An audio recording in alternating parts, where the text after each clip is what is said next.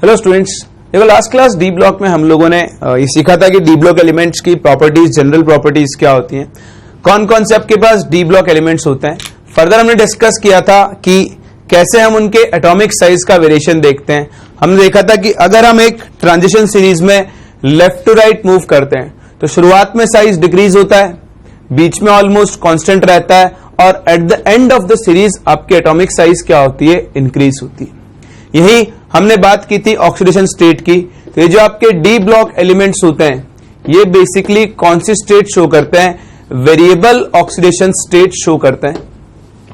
और ये variable oxidation state क्यों शो करते हैं, क्योंकि इनके अंदर NS के साथ साथ N-1 डी इलेक्ट्रॉन्स भी क्या होता है, बॉन्डिंग में पार्टिसिपेट करते हैं। ठीक, तो ये कुछ छोटी मोटी जनरल प्रॉपर्टीज और हमने एलिमेंट्स का क्लासिफिकेशन और उनका इलेक्ट्रॉनिक कॉन्फ़िगरेशन कवर किया था। आज हम आगे बढ़ते हैं और सबसे पहले बात करते हैं कि हम क्यों डी ब्लॉक एलिमेंट्स को ट्रांजिशन एलिमेंट्स बोलते हैं और किन एलिमेंट्स को हम ट्रांजिशन एलिमेंट्स की कैटेगरी में काउंट नहीं करते। तो डिस्कस करते हैं अबाउट ट्रांजिशन एलिमेंट्स।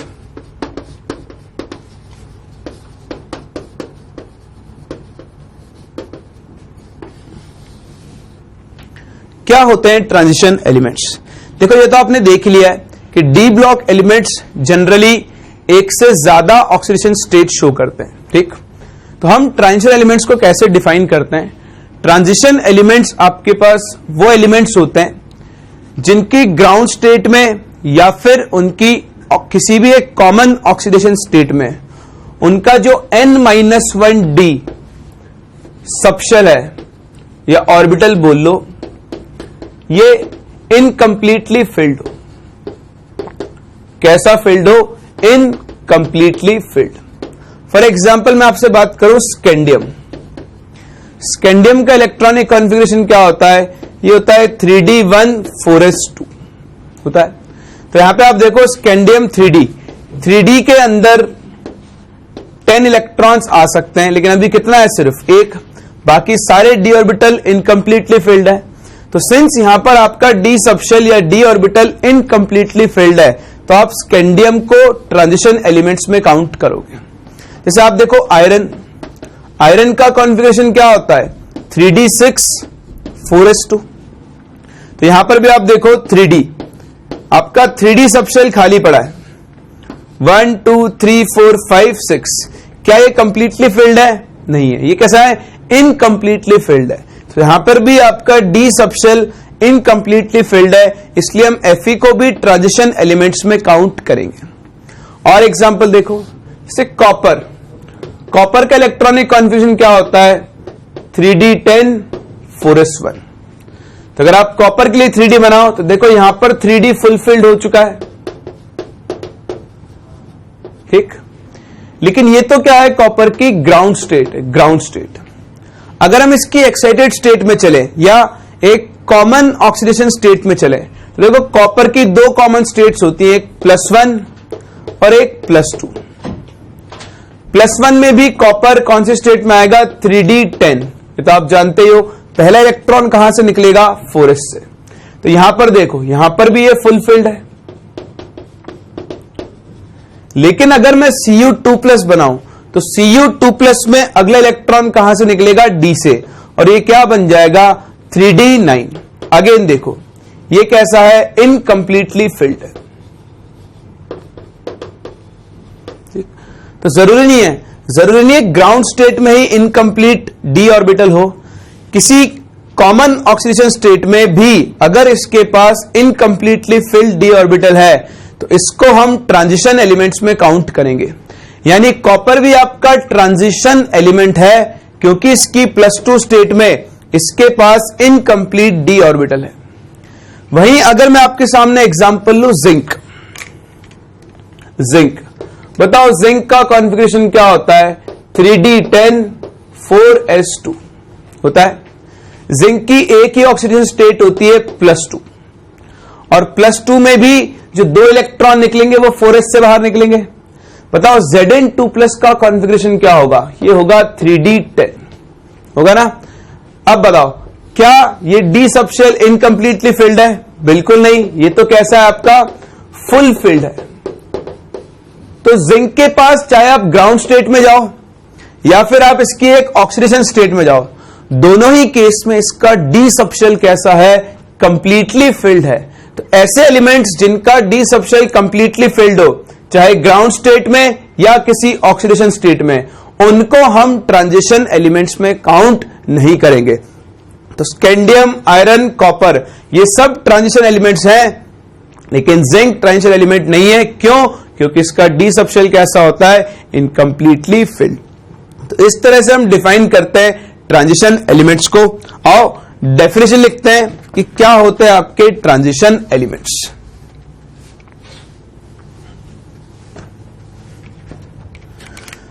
तो कैसे डिफाइन करेंगे हम? दीज आर एलिमेंट्स, रादर बोलो these are the D block elements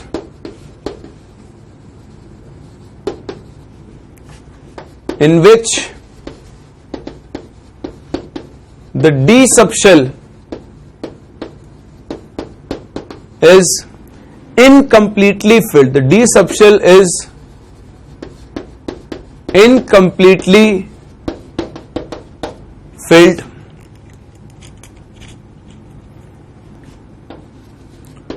in their ground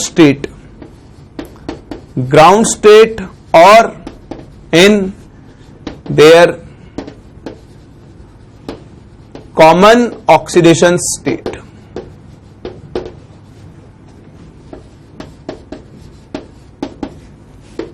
ठीक, तो इन्हीं को हम क्या बोलते हैं, ट्रांजिशन एलिमेंट्स बोलते हैं। तो ध्यान रखना, ग्राउंड स्टेट में या फिर किसी एक कॉमन ऑक्सीडेशन स्टेट में क्या होना चाहिए, डी सबशेल आपका इनकम्प्लीटली फिल्ड होना चाहिए। और एक और बहुत इंपॉर्टेंट चीज जो आपको यहां पे याद रखनी है,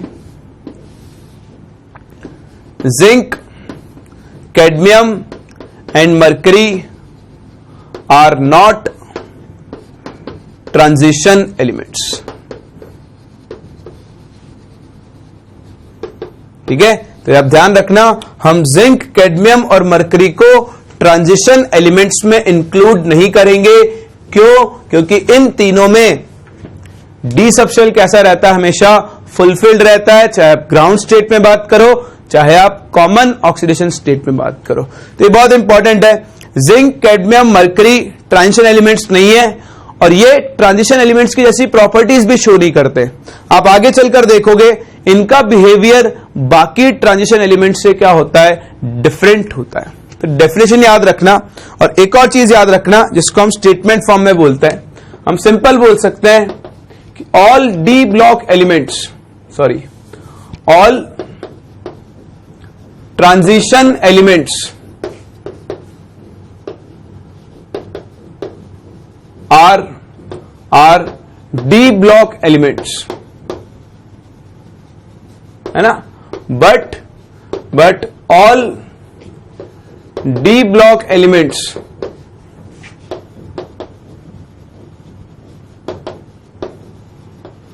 आर नॉट ट्रांजिशन एलिमेंट्स। ठीक है, तो आपका जिंक, कैडमियम, मर्करी ये डी ब्लॉक एलिमेंट्स तो हैं, लेकिन ये ट्रांजिशन एलिमेंट्स नहीं है। तो इसलिए ध्यान रखना, सारे transition elements D block elements होते हैं, लेकिन सारे D block elements transition elements नहीं होते हैं। ठीक है, तो ये हुई अपनी बात कि क्या होते हैं ट्रांजिशन एलिमेंट्स। कॉपी करो। फिर हमने प्रॉपर्टीज डिस्कस करनी थी, तो देखो हमने पहले ही लास्ट क्लास में एटॉमिक रेडियस और ऑक्सीडेशन स्टेट दो प्रॉपर्टीज डिस्कस कर लिए। अब हम आगे बढ़ते हैं और इन डी ब्लॉक एलिमेंट्स या फिर ट्रांजिशन एलिमेंट्स की और फर्दर प्रॉपर्टीज को डिस्कस करते हैं। तो शुरू करते हैं अपनी अगली प्रॉपर्टी के साथ, दैट इज ये अपनी थर्ड प्रॉपर्टी है।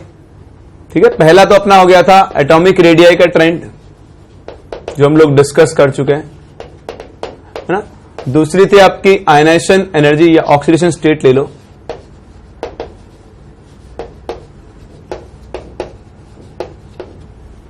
ठीक है, और आज अपनी थर्ड प्रॉपर्टी दैट इज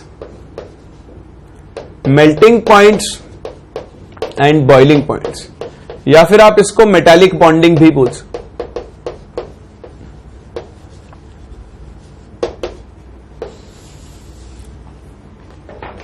देखो, अगर हम डी ब्लॉक मेटल्स के मेल्टिंग पॉइंट्स और बॉइलिंग पॉइंट्स को कंपेयर करें तो इनके मेल्टिंग पॉइंट्स और boiling points S block metal से ज्यादा होते हैं।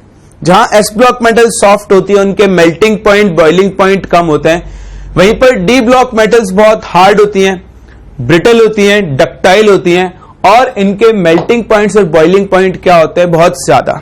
इन सबके पीछे सिर्फ एक ही रीजन है, that is metallic bonding. D block metals में जो मेटालिक बॉन्डिंग होती है वो एस ब्लॉक मेटल से ज्यादा स्ट्रांग होती है। सबसे पहली चीज जो आपको यहां पे ध्यान रखनी है, that is metallic bonding of these D block metals, या rather बोलो transition metals, is much stronger than metallic bonding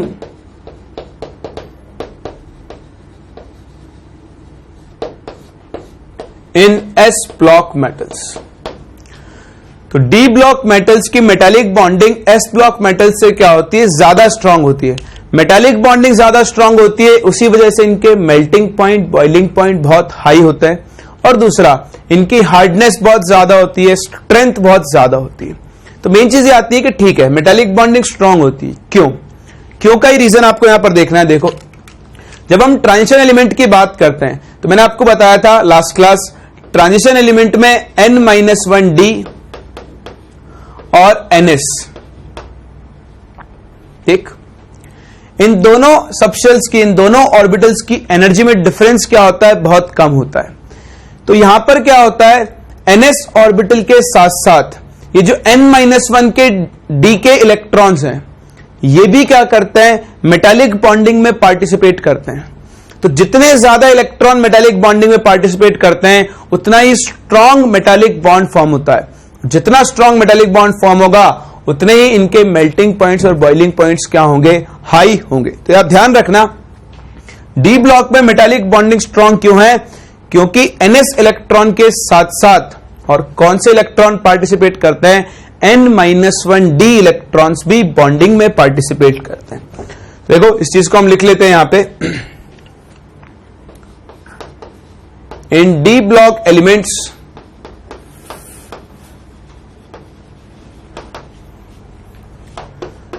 the N-1D electrons, N-1D electrons participate in metallic bonding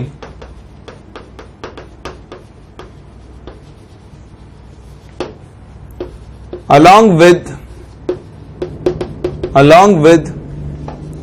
NS electrons, ठीक। Further, as number of unpaired electrons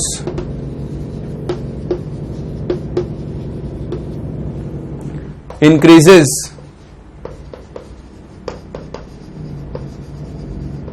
the tendency to form metallic bond will be higher and stronger bonds will be formed।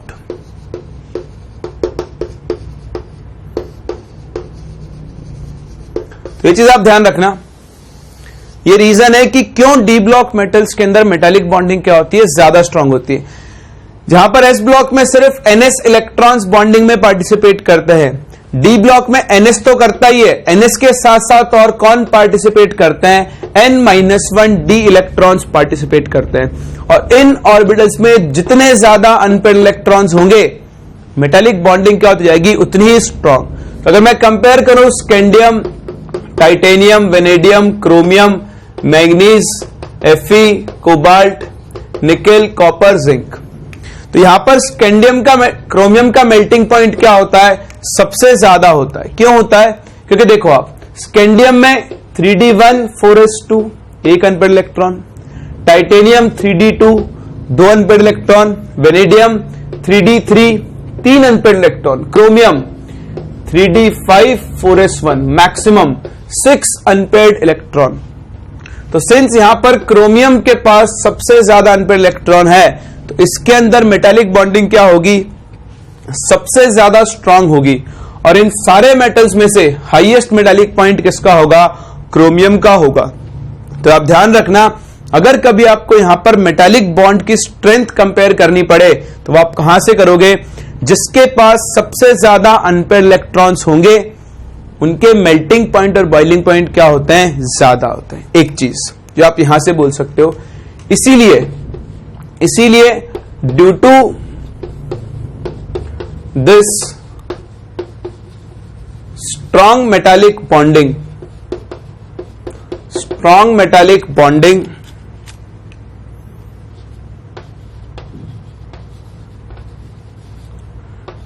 Tungsten has the highest melting point among these metals। तो जो आपका tungsten है उसके अंदर क्या होती है, metallic bonding सबसे ज्यादा स्ट्रांग होती है। रीजन उसका कॉन्फ़िगरेशन, टंगस्टन के पास अपनी सीरीज में सबसे ज्यादा अनपेड इलेक्ट्रॉन्स है, तो वो स्ट्रॉन्ग मेटालिक बॉन्डिंग फॉर्म करता है। और स्ट्रॉन्ग मेटालिक बॉन्ड फॉर्म होने की वजह से उसका मेल्टिंग पॉइंट सारे ट्रांजिशन एलिमेंट्स में क्या होता है, सबसे ज्यादा होता है। क्लियर। तो ये क्वेश्चन एक आपसे पूछा जा सकता है, क्यों इनके मेल्टिंग पॉइंट्स और बॉइलिंग पॉइंट्स हाई होते हैं।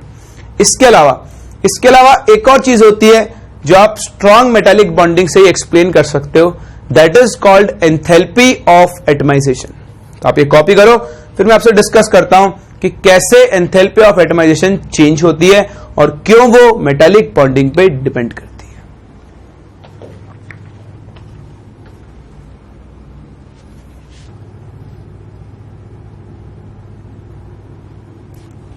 तो मेटालिक बॉन्डिंग के बेसिस पर ही आप एक और टर्म डिफाइन कर सकते हो, यहां पे डिस्कस कर सकते हो, that is called enthalpy of atomisation.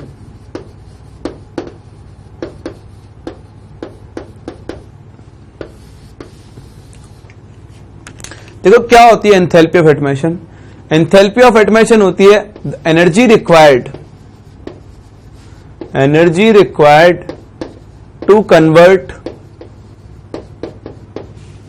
1 mole of a substance into gaseous atoms। किसी भी सब्सटेंस के 1 मोल को उसके गैसियस एटम्स में कन्वर्ट करने के लिए जो आपको एनर्जी चाहिए, उसे हम क्या बोलते हैं, उसकी एंथैल्पी ऑफ एटमाइजेशन। जैसे मान लो ये आपके पास एक डी ब्लॉक मेटल है सॉलिड स्टेट में, इसको सॉलिड स्टेट से डायरेक्टली आपको किसमें कन्वर्ट करना है, गैसियस एटम्स में। तो देखो गैसियस फॉर्म के अंदर एटम्स बाउंडेड नहीं रहेंगे, यानी आपको बेसिकली इनके बीच में एग्जिस्ट होने वाला मेटालिक बॉन्ड ब्रेक करना होगा। अब सिंपल सी बात है, मेटालिक बॉन्डिंग जितनी ज्यादा स्ट्रांग होगी यहां पर आपको उतनी ही ज्यादा एनर्जी देनी पड़ेगी। तो सिंस आपके ट्रांजिशन एलिमेंट्स की मेटालिक बॉन्डिंग बहुत स्ट्रांग है, तो उनकी एंथैल्पी ऑफ एटमाइजेशन भी क्या होती है, हाई होती है। तो आप ध्यान रखना, स्ट्रॉन्ग मेटालिक बॉन्डिंग की वजह से ही इनकी एंथैल्पी ऑफ एटमाइजेशन भी क्या होती है, एस ब्लॉक मेटल से ज्यादा होती है। तो बस यही चीज हमको यहां डिस्कस करनी है, that is your transition metals have high enthalpy of atomisation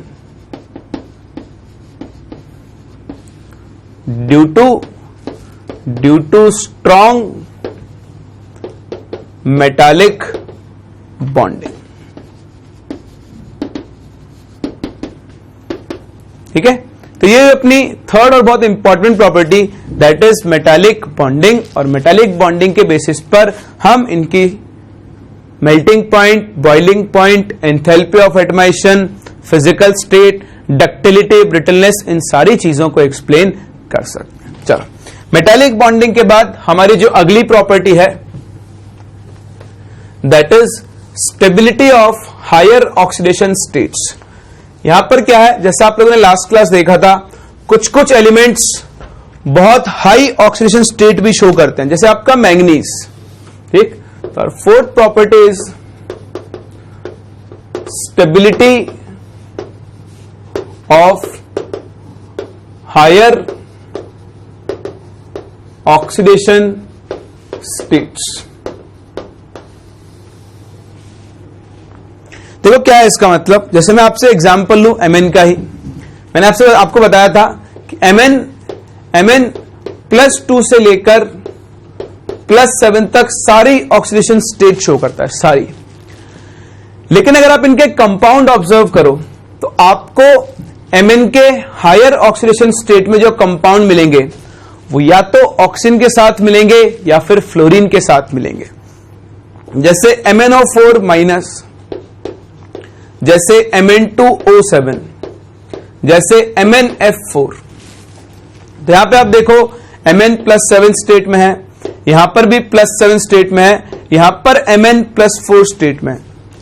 Mn क्या, इनमें से कोई भी कंपाउंड, जैसे क्रोमियम की बात करूं CrO4-, क्रोमियम यहां पर +6 स्टेट में है ना। तो होता क्या है कि जब भी इन डी ब्लॉक मेटल्स के अंदर से कोई भी हायर ऑक्सीडेशन स्टेट शो करेगा तो वो सिर्फ और सिर्फ दो ही एलिमेंट्स के साथ शो कर सकता है, एक फ्लोरीन और दूसरा ऑक्सीजन। फ्लोरीन और ऑक्सीजन में भी आपको दिखाई दे रहा है ऑक्सीजन के साथ हायर स्टेट की स्टेबिलिटी क्या होती है, ज्यादा होती है। Mn का आपको फ्लोरीन के साथ ऐसा कोई कंपाउंड नहीं मिलेगा जिसमें वो +7 स्टेट शो करता हो, हमेशा किसके साथ मिलेगा, ऑक्सीजन के साथ मिलेगा। तो ऐसा क्यों होता है, देखो पहली चीज तो ये हायर स्टेट सिर्फ ऑक्सीजन और फ्लोरीन के साथ इसलिए शो करते हैं क्योंकि ऑक्सीजन और फ्लोरीन की इलेक्ट्रोनेगेटिविटी क्या होती है, हाई। जहां पर फ्लोरीन मोस्ट इलेक्ट्रोनेगेटिव है उसके बाद कौन आता है, ऑक्सीजन। फिर अगर ऑक्सीजन की इलेक्ट्रोनेगेटिविटी फ्लोरीन से कम है तो फिर यह ज्यादा स्टेबिलाईज क्यों कर रहा है हायर स्टेट को। तो देखो ऑक्सीजन की हायर ऑक्सीडेशन स्टेट को स्टेबिलाईज करने की टेंडेंसी क्या होती है, ज्यादा होती है। क्यों, क्योंकि ऑक्सीजन इन मेटल्स के साथ मल्टीपल बॉन्ड बना सकता है। जैसे आप MnO4- की बात करो तो MnO4- में Mn और ऑक्सीजन के बीच में 3 मल्टीपल बॉन्ड बन रहे हैं।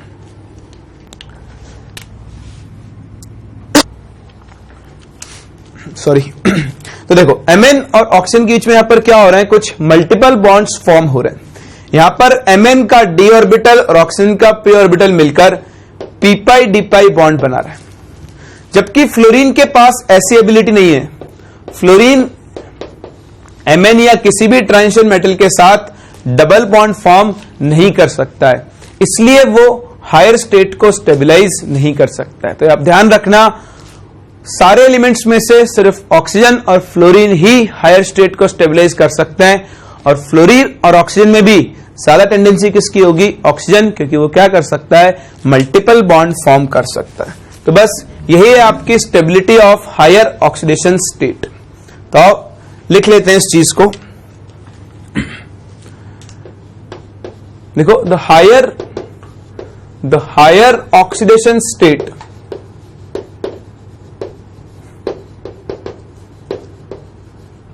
of transition elements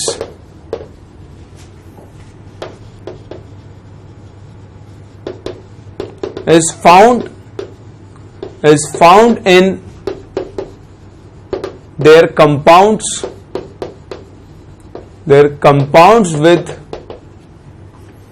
oxygen and fluorine only due to their high electronegativity. ठीक, तो इन दोनों की हाई इलेक्ट्रोनेगेटिविटी की वजह से हायर ऑक्सीजन स्टेट सिर्फ आपको ऑक्साइड्स और फ्लोराइड्स या फिर ऑक्सीफ्लोराइड्स के अंदर मिल सकती है। अब ऑक्सीजन फ्लोरीन में भी किसकी टेंडेंसी ज्यादा होती है? ऑक्सीजन की. So oxygen has a greater ability to stabilize higher oxidation state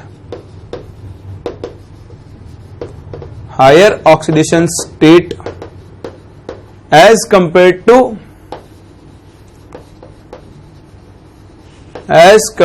to fluorine due to its tendency to form multiple bonds. एक ऑक्सीजन की मल्टीपल बॉन्ड्स बनाने की टेंडेंसी की वजह से वो हायर स्टेट को ज्यादा स्टेबलाइज कर सकता है. और आप चाहो तो इनके एग्जांपल्स भी लिख सकते हो. फॉर एग्जांपल MnO4 माइनस, तो ये MnO4 की स्ट्रक्चर है. Mn double bond O double bond O double bond O single bond O minus. तो देखो यहां पर Mn+7 स्टेट में है और यहां पर ऑक्सीजन ने Mn के साथ मल्टीपल बॉन्ड बना के इसको स्टेबलाइज किया हुआ है. वहीं आप देखो Cr2O7 2- की स्ट्रक्चर, तो Cr2O7 2- में भी क्या होगा? ये chromium double bond O double bond O O minus double bond O double bond O O minus और बीच में यहां पे O लिंकेज होगा. तो यहां पर भी क्रोमियम और ऑक्सीजन के बीच में क्या है? डबल बॉन्ड फॉर्म हुए हुए. आप देखो Mn2O7 भी Mn प्लस स्टेट में होगा. यहां पर भी क्या होगा? Mn और ऑक्सीजन मल्टीपल बॉन्ड्स फॉर्म कर रहे होंगे.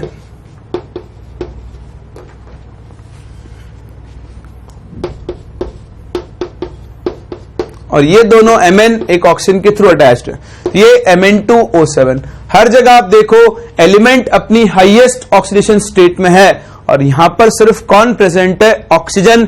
यहां फ्लोरीन प्रेजेंट नहीं है क्योंकि फ्लोरीन मल्टीपल बॉन्ड फॉर्म नहीं कर सकता है. तो ये भी आपसे डायरेक्टली पूछा सकता है क्वेश्चन कि क्यों हायर ऑक्सीजन स्टेट के कंपाउंड सिर्फ ऑक्सीजन के साथ एग्जिस्ट करते हैं. तो आप आंसर क्या दोगे? एक, इसकी हाई इलेक्ट्रोनेगेटिविटी और दूसरा इसकी tendency to form multiple bonds. Clear? चलो, ये हुई अपनी फोर्थ प्रॉपर्टी. कॉपी करो, फिर मिलवाता हूं मैं आपको इनकी अगली प्रॉपर्टी से.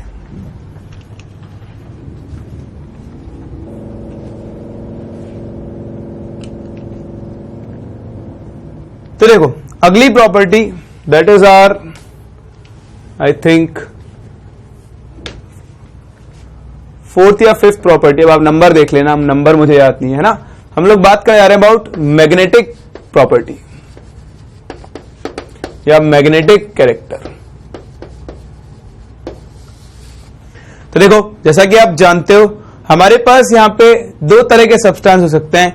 एक पैरामैग्नेटिक और दूसरा डायमैग्नेटिक. ठीक, तो पैरामैग्नेटिक वो होता है जो मैग्नेटिक फील्ड से वीकली अट्रैक्टेड होते हैं और डायमैग्नेटिक वो होते हैं जो मैग्नेटिक फील्ड से अट्रैक्ट नहीं होते हैं. एक और क्लास होती है हमारे पास दैट इज फेरोमैग्नेटिक. फेरोमैग्नेटिक क्या होते हैं? जो परमानेंट मैग्नेट की तरह काम करते हैं. तो ये टर्म आपको फिजिक्स वाले सिखाते हैं कि फेरोमैग्नेटिक मटेरियल्स क्या होता है. खैर, हम यहां पर इंपॉर्टेंट चीज देखने जा रहे हैं कि मैग्नेटिक कैरेक्टर इन मेटल्स का डिपेंड करेगा कि इनके पास अनपेड इलेक्ट्रॉन्स हैं या फिर नहीं है. हम यहां पर एक फॉर्मूला पढ़ते हैं that is of magnetic moment. Magnetic moment mu अगर आप डिफाइन करने चलो तो इसका फॉर्मूला हम क्या लिखते हैं? √n into n+2 bm. ये bm का मतलब क्या होता है? bm का मतलब होता है बोहर मैग्नेट्रॉन. ठीक, तो ये मैग्नेटिक मोमेंट की यूनिट है.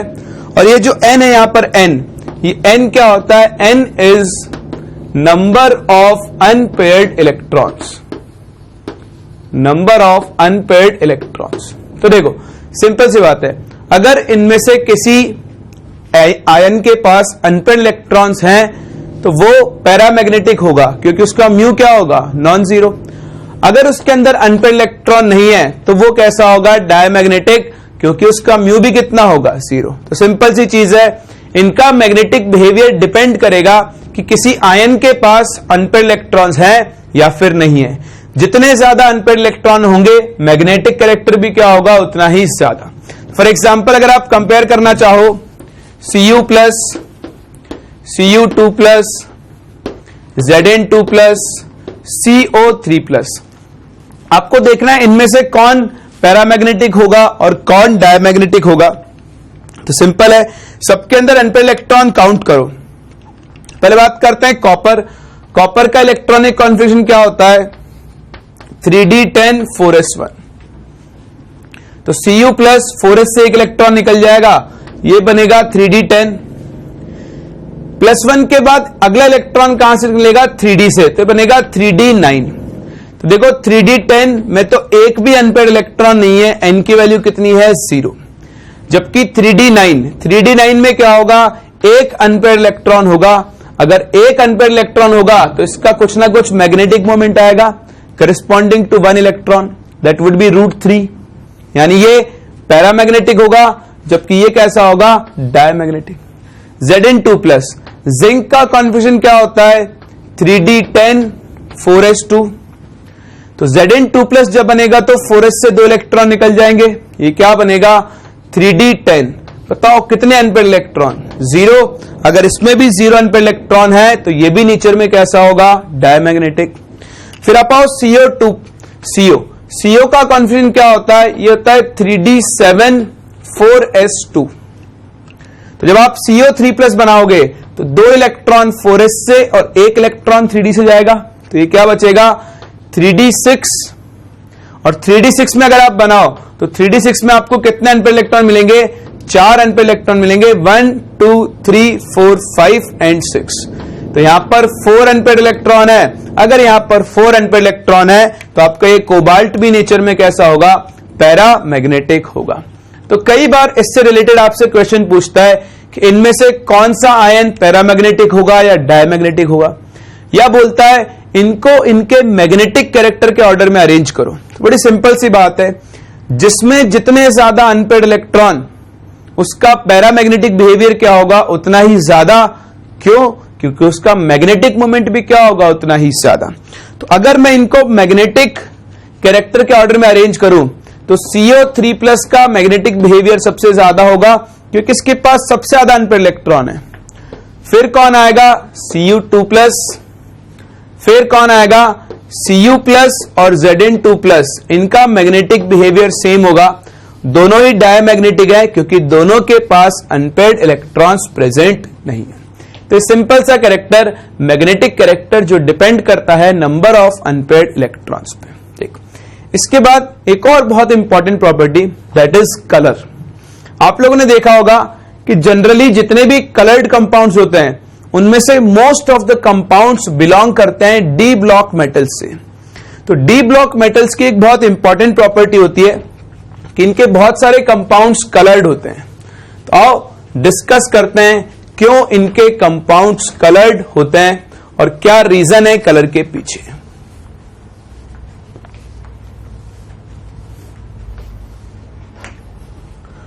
तो अपनी अगली प्रॉपर्टी है that is colour of compounds.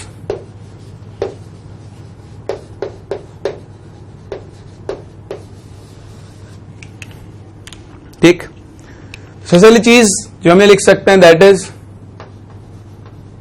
Most of the D block element compounds are colored and that is due to D transition।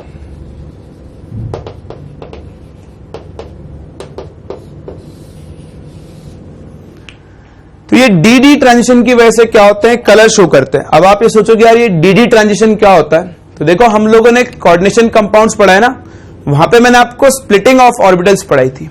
वही चीज यहां पर यूज आएगी। जब आपके पास कोई एक्सटर्नल फील्ड नहीं होता है तो ये पांचों ऑर्बिटल्स कैसे होते हैं डीजेनरेट होते हैं। तो दीज आर डीजेनरेट ऑर्बिटल्स, है ना, 5d ऑर्बिटल्स हैं। लेकिन जैसे ही कोई एक्सटर्नल फील्ड आएगा, कोई लिगेंड इनको अप्रोच करेगा या कोई एटम इनके साथ बॉन्ड बनाने के लिए अप्रोच करेगा, तो होगा क्या, ये डी ऑर्बिटल्स दो पार्ट में स्प्लिट हो जाते हैं, डिपेंडिंग ऑन कि वो ऑक्टाहेड्रल फील्ड है या फिर टेट्राहेड्रल फील्ड है या फिर स्क्वायर प्लेनर फील्ड है। याद आ रहा है कुछ, ये सब हमने पढ़ा था, है ना। तो अभी मैं ऑक्टाहेड्रल फील्ड का एग्जांपल ले रहा हूं। तो सपोज आपके पास एक ऑक्टाहेड्रल फील्ड जनरेट हुआ, तो ये जो डी ऑर्बिटल्स थे 5, जिनकी एनर्जी सेम थी, अब ये दो पार्ट्स में स्प्लिट हो जाएंगे।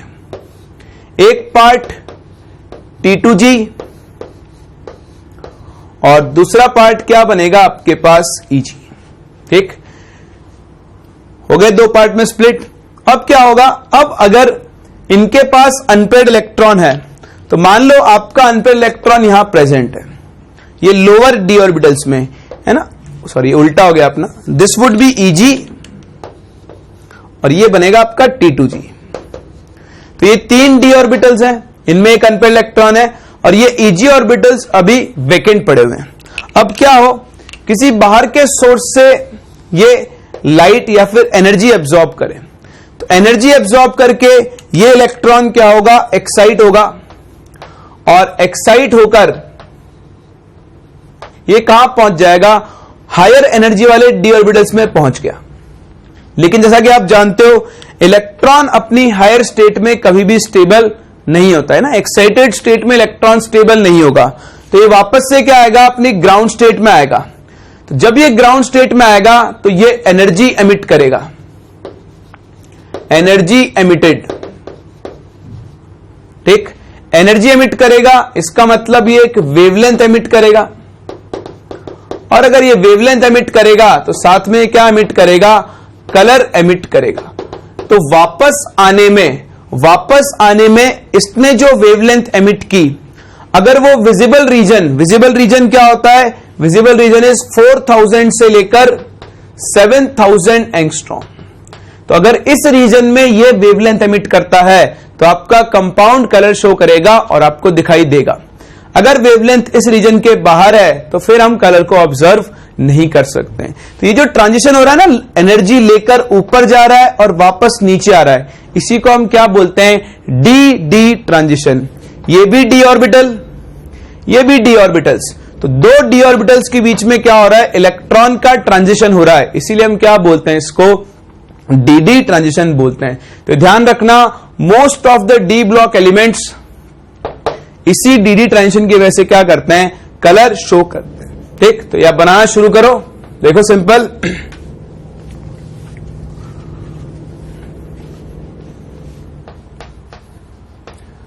Unpaired electron present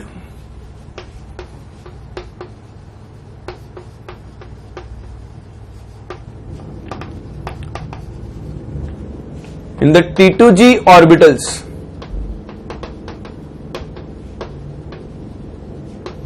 when absorb light or energy, this get excited to higher energy level, that is Eg, and when the electron jumps back, it emits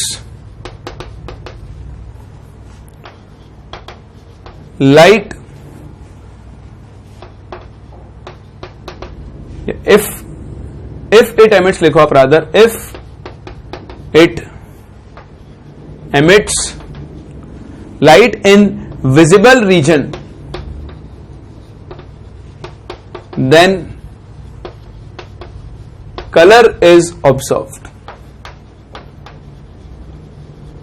ठीक, तो जब ये वापस आते टाइम लाइट एमिट करेगा, वो लाइट अगर विजिबल रीजन में लाइक करती है तो आपको इस कंपाउंड का कलर दिखाई देगा, और ये जो ट्रांजिशन हो रहा है इसी को हम क्या बोलते हैं, डी ट्रांजिशन। सो दिस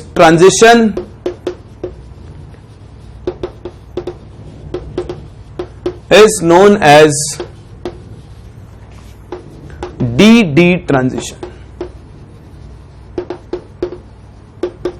ठीक है, तो ये आप ध्यान रखना, अगर कंपाउंड कलर शो करेगा तो किस वजह से शो करेगा, डी ट्रांजिशन से शो करेगा। ठीक है, तो अगर इसके पास अनपेड इलेक्ट्रॉन्स प्रेजेंट है, या फिर आप सिंपल बोल सकते हो सिर्फ इलेक्ट्रॉन्स भी प्रेजेंट है ना, जरूरी नहीं अनपेड हो, कभी कभी पेयर्ड स्टेट में भी ये कलर शो करता है, but most of the times अगर अनपेड इलेक्ट्रॉन है तो इसकी कलर शो करने की टेंडेंसी क्या होगी, ज्यादा होगी, क्योंकि अनपेड इलेक्ट्रॉन आसानी से एक्साइट हो सकता है।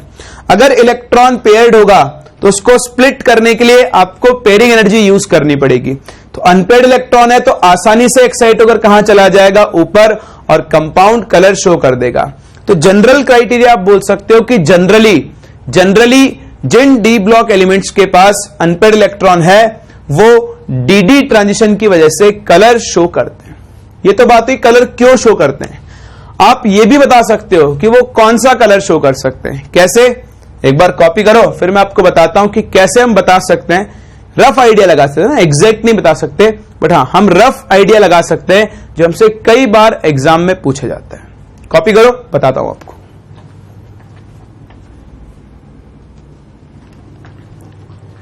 तो देखते हैं कैसे हम कलर को प्रिडिक्ट कर सकते हैं। कलर को प्रिडिक्ट करने के लिए हम यहां पर एक चक्कर बनाते हैं जिसको हम बोलते हैं कॉम्प्लीमेंट्री कलर। मैं साइकिल बोल देता हूं, आप इसको व्हील भी बोल सकते हो, हिंदी में मैं इसको सुदर्शन चक्र बोलता हूं।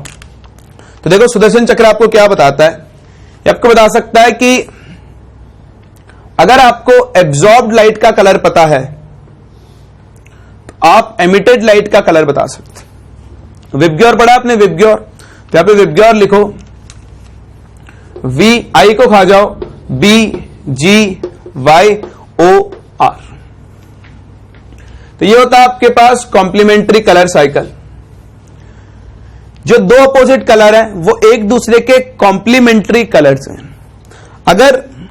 अगर इस इलेक्ट्रॉन ने ऊपर जाते टाइम जैसे रेड कलर एब्जॉर्ब किया है तो वापस आते टाइम वो कौन सा कलर एमिट कर सकेगा, ग्रीन।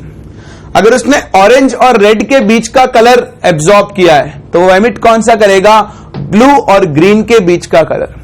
अगर एक्साइट होते टाइम उसने येलो कलर एब्जॉर्ब किया है तो बताओ एमिट कौन सा करेगा, वॉयलेट कलर एमिट करेगा। तो इसी चीज को हम बोलते हैं कॉम्प्लीमेंट्री कलर साइकिल। और आप इससे बता सकते हो कि अगर जाते टाइम उसने एक कलर एब्जॉर्ब किया है तो आते टाइम मोस्ट प्रोबेबली वो उसका कॉम्प्लीमेंट्री कलर क्या करेगा, एमिट करेगा। आ रही बात समझ में। तो बस इतना सा होता है आपका कॉम्प्लीमेंट्री कलर साइकिल, जिसके बारे में आपको ध्यान रखना है। अगर मान लो जाते टाइम उसने ग्रीन येलो कलर की लाइट को एब्जॉर्ब किया है तो बताओ वो एमिट कौन सी करेगा, वो एमिट करेगा वॉयलेट और रेड के बीच में।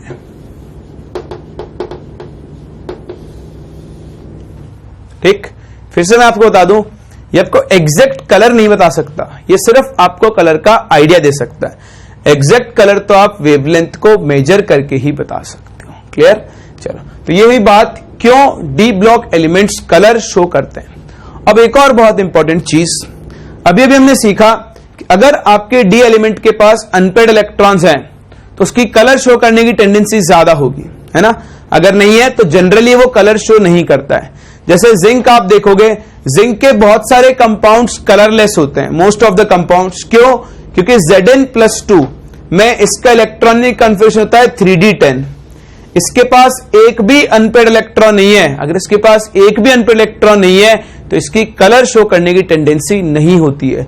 इसीलिए जिंक के मोस्ट ऑफ द कंपाउंड्स कैसे होते हैं, कलरलेस।